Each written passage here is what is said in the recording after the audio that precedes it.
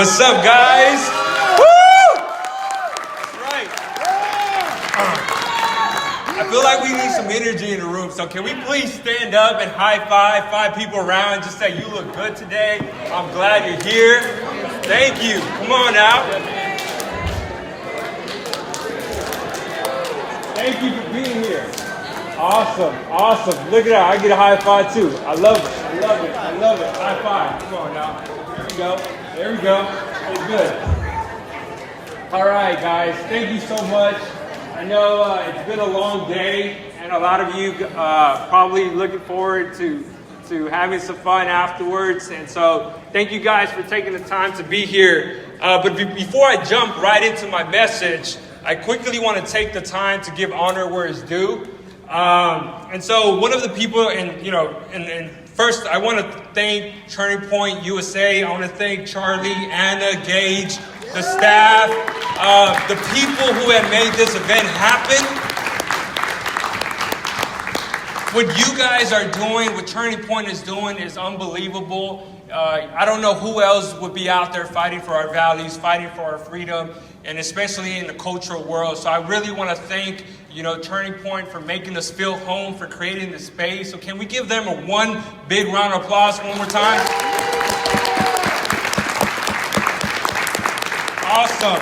So I also want to give a quick shout out to my people from Houston. Houston, where you at? Woo! That's what I'm talking about. I love Houston. I always say, H-Town till I drown, baby. All the way through. So if you're from Houston, can you quickly stand up real quick? I just want to quickly just give you guys a shout out. Thank you so much. We have so many people. Look at that. I think over 20 people came, and so I'm so happy that you guys are here. Some of you, this is the first time here, being on an airplane, but you guys made it out here, and I'm so proud, and I'm so happy that you guys are out here. And so now, real quickly, the last special group I want to give thanks to is that if you are part of law enforcement or if you have served our great military, can you please stand up real quickly? I know we have a couple of individuals in the room. Can we give them a round of applause? Thank you. Please remember these faces. These people are their true heroes. These are the people that are the reason why we can, have free speech, why we can share freedom. So remember, feel free to stop by and just say thank you for your service, thank you for your sacrifice, because without them, we wouldn't be here today. So make sure you do that, please.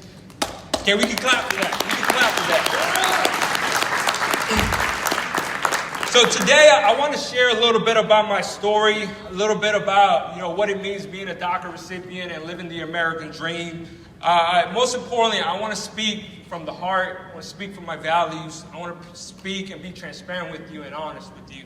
Is that okay? Is that okay if I can speak, that way? Awesome. So I want to highlight a little bit about, what's going on with DACA. What is DACA for those that don't know it? Kind of think about what my solution is. I also want to talk a little bit about what it means to be fearless.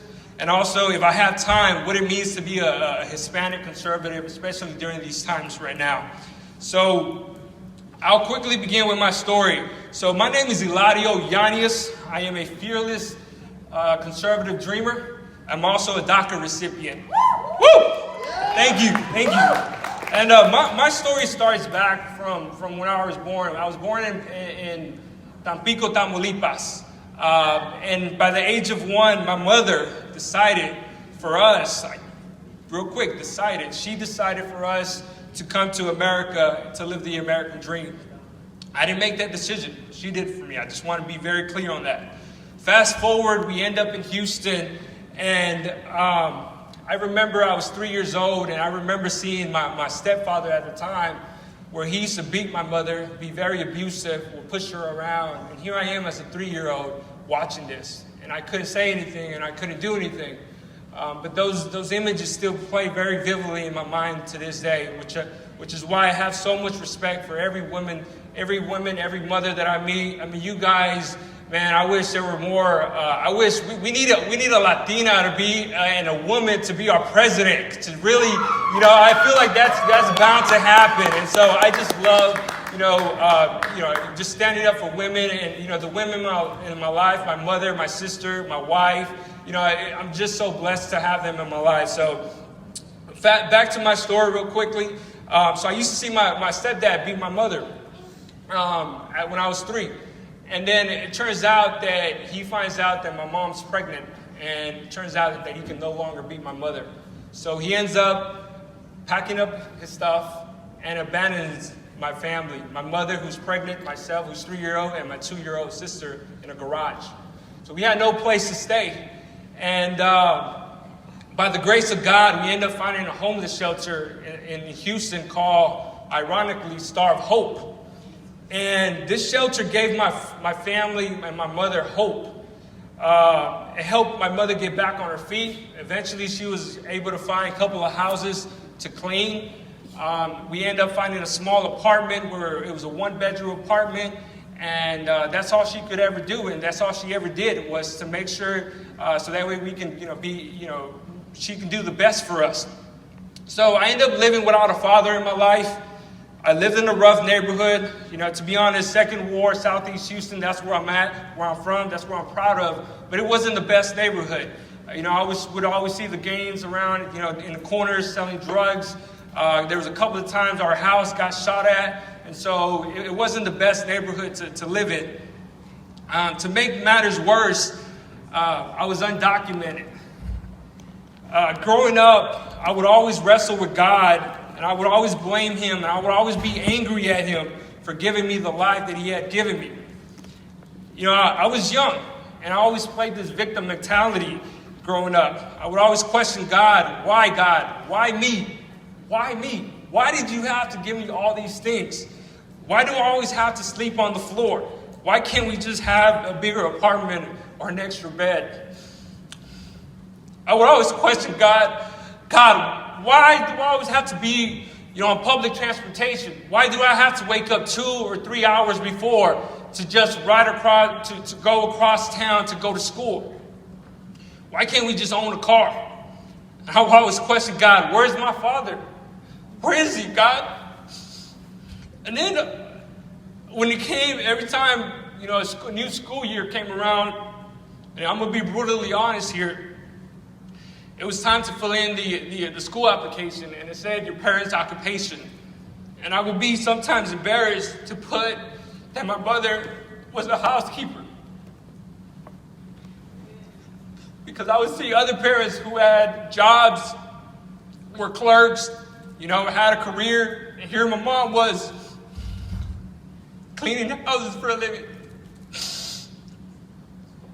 But the main question I would ask God was, God, why did you make me undocumented? Why can't I just be normal like all my friends?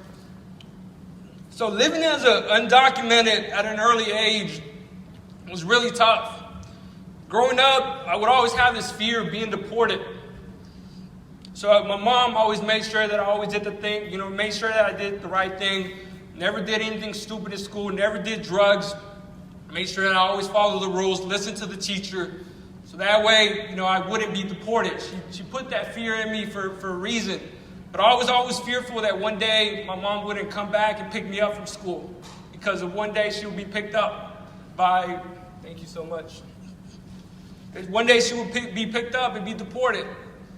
And I love my mom to death. And I don't know what I would do without her.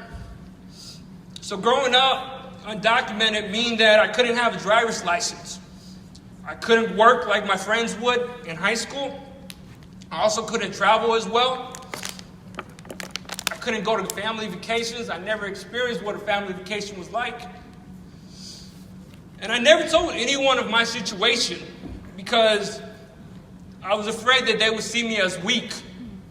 I always felt like people would see me as less than. And what makes things the worst, I think what's really frustrating and the worst part is that I didn't make this decision. This decision was made for me. I didn't choose to come to this country, and I think if I would have had the decision to make it, I would have done things the right way. So all of a sudden, DACA comes around.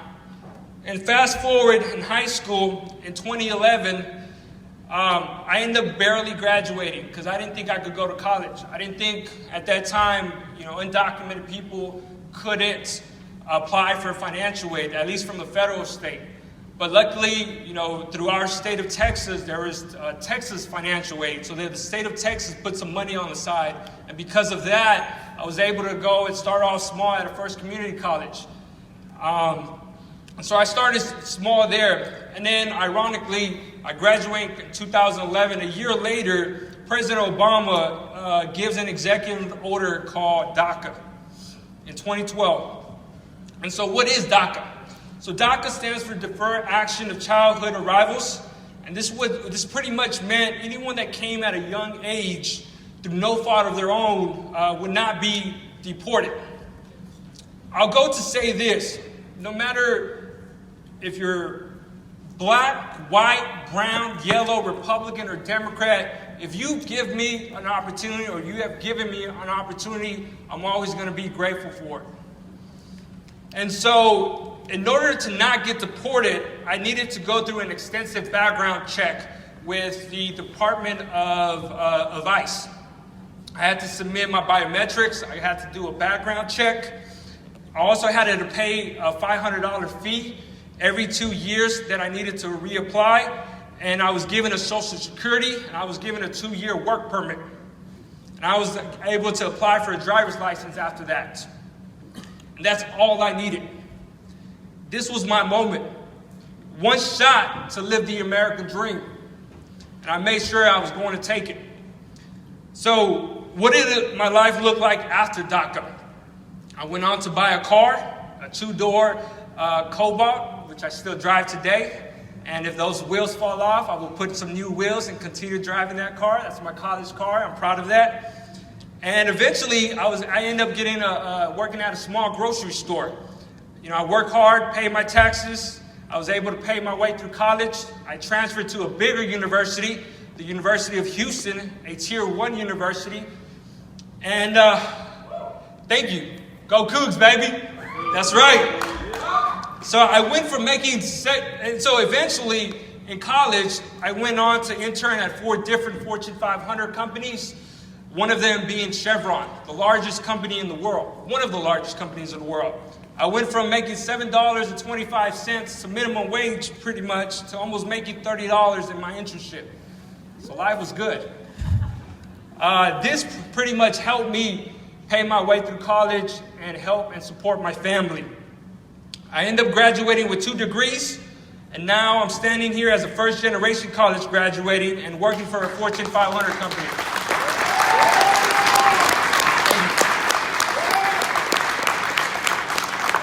And I say this humbly, I have a salary of close to 6 figures, and sometimes I pay too much in taxes. I'm a strong believer in free markets and capitalism.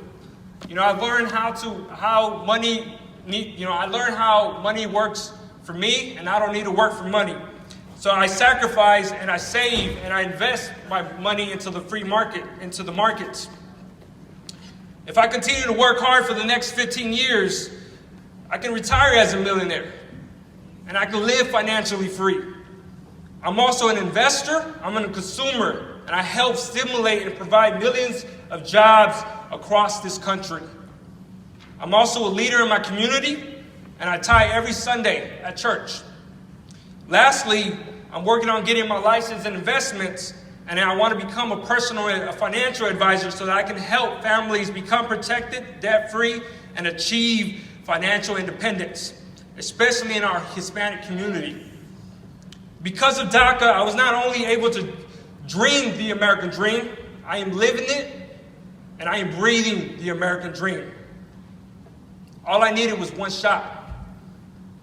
So let me talk to you a little bit about the problem now when it comes to DACA. What President Obama did was the right thing to do, but it was the wrong way to go about it.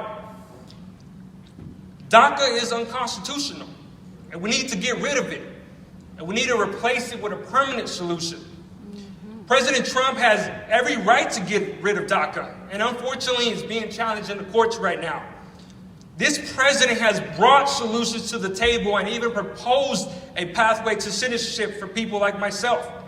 which is why I support him 100%.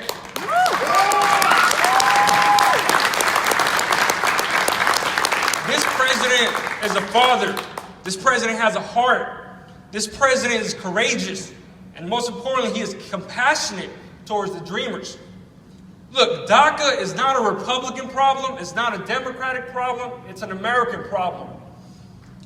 There is a sense of urgency right now to get things done, because if we don't, it's going to have a ripple effect. My permit expires in 1 year, and I don't know what's going to happen after that. This doesn't only affect myself, it affects my family, it affects my employer, it affects my community, my church, schools, jobs, and businesses. My proposed solution is, let's continue to enhance our border. Let's continue to fund for technologies, for walls, whatever it takes to have immigration control. I'm a firm believer that if we want to have immigration reform, we need to have immigration control. And that happens through funding and securing our border. I believe that there's a great opportunity for both parties to come together, to mix, to bring up a border security funding package in exchange for a permanent solution for dreamers like myself.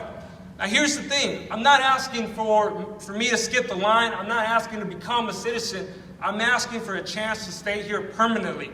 And whether it's 10 or 15 or 30 years from down the line that I can become a citizen, then that's fine, but I want a chance to earn it. Give me the opportunity to stay here and continue to pay my taxes, to serve my community, to ensure stability to our employers and also to our families. The reality is that you and I are no different. We pledge allegiance to the same flag. We watch the same shows. I just happen to watch The Office. That's my show, baby. Come on now. We go to the same schools. We root for the same teams. I go for the Houston Rockets, baby. Look, the reality is that I can be your brother. Matter of fact, you are my brother. You are my sister. We are family. Family sticks together. And if I'm given a chance to stay with certainty here, I'm willing to lay my life so that you can continue to live this country with freedom by me having a chance to serve the military and give back to my country. That's how much I love you and I care about you and I love this country. Without America, I wouldn't be here today. Now, real quickly, I want to talk about what it means taking on the Democrats and what it means to be fearless.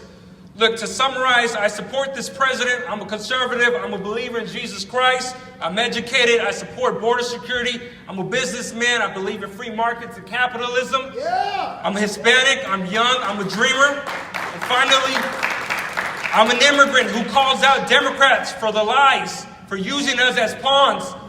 I'm not afraid to call out anybody. I'm taking sides. I'm willing to take sides or take on anyone, a Democrat or a Republican. And so do you think Democrats like me? Do you think I go against their agenda? Do you think they're afraid of me? Do you think I am a threat? Absolutely. But I'm not afraid because I believe in my God. I believe in my country. I believe in my values. I believe who I am. And at the end of the day, I'm willing to go at it. And we need more people like you. More people to be fearless. More people to speak up for our values. Not be afraid. Because our country needs us. And we're our last hope. So thank you guys for giving me this opportunity.